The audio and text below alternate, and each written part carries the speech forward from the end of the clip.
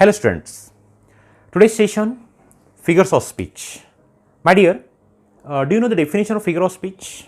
Actually, figures of speech is a poetic device in which simple expression is conveyed in a sophisticated or extraordinary way.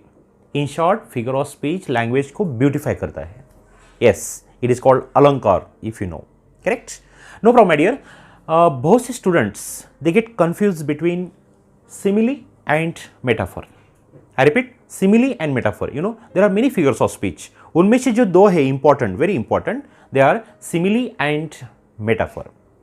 Today we are going to clear the confusion between simile and metaphor. Yes, actually, if you think of local language, simile is called upma alankar and metaphor is called as रूपक अलंकार. Okay?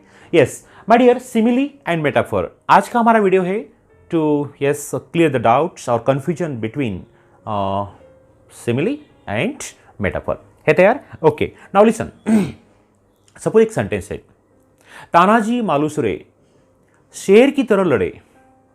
एक sentence, वही बात, तानाजी मालूसरे उस लड़ाई में शेर थे. आपने इस दो बातों पे miss have you notice any difference between this two sentence?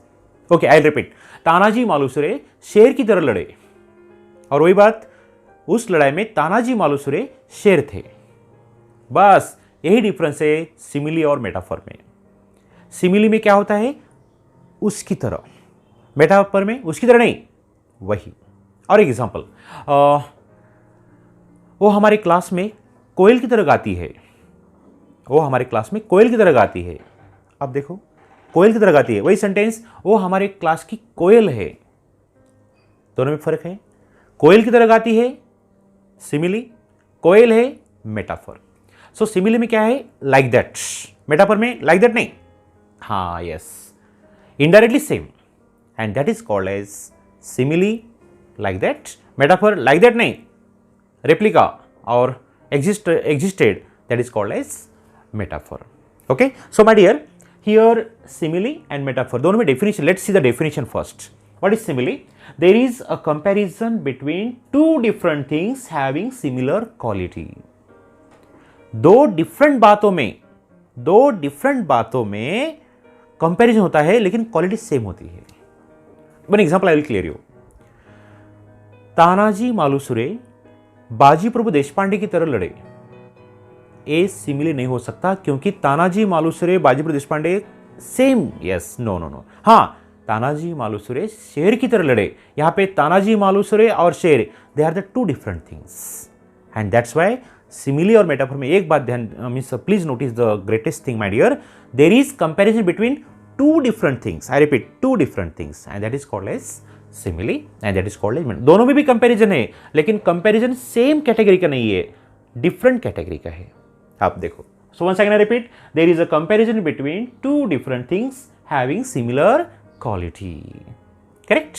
अब फॉर एग्जांपल, और सिमिली पहचाना बहुत ईजी है. Simile is very easy to identify because simile is expressed with the expression like as. Simile में लाइक एज आता है. Very easy to identify. Now for example, life is like a journey. जीवन तो एक सफर की तरह है, उसकी तरह. Next, she sings like a cuckoo. वो कोयल की तरह गाती है. Tanaji fought like lion. Tanaji lion की तरह लड़े. After that, he is as cunning as a fox. वो फॉक्स की तरह कनिंग है, धूर्त है. And next, this world is like a stage. Shakespeare, ये दुनिया तो स्टेज की तरह है. ये हो गया आपका सिमिली. अब देखो इसमें क्या आ गया? Like, here like, as and again like. Interesting? Yes. So it is simile. Once again I repeat, in simile there is comparison between two different things having similar quality. Two different things but quality is same. अब देखो, life journey different है but quality same. She and cuckoo different but quality same. Tanaji lion different but quality same. He and fox different category but quality same. World and stage different but quality is same. I hope that you must have understood simile. अब metaphor. in this figure of speech there is an implied comparison. Implied means indirect comparison between two different things having similar quality. Two different things having similar quality. यहां पे भी दो different बातों में comparison है and quality same है. लेकिन यहां पे क्या है, life is like a journey, जीवन जर्नी की तरह है. यहां पे ऐसा नहीं, जीवन जर्नी है, लाइफ इज अ जर्नी. यहां पे क्या था, she sings like a cuckoo, वो कोयल की तरह गाती है. यहां पे she is the cuckoo of our class, कोयल की तरह नहीं, वो हमारे क्लास की कोयल है. नेक्स्ट, तानाजी शेर की तरह लड़े, ये हुआ सिमिली. यहां पे Tanaji was the lion in that fight, वो तो उस फाइटिंग में शेर थे. यहां पे क्या है, शेर की तरह, वहां पे शेर थे. Next, he is as cunning as a fox, वो तो फॉक्स की तरह कनिंग है. यहां पे he is the fox in our group, हमारे ग्रुप का वो फॉक्स है. फॉक्स की तरह फॉक्स, फॉक्स की तरह सिमिली, फॉक्स है मेटाफर.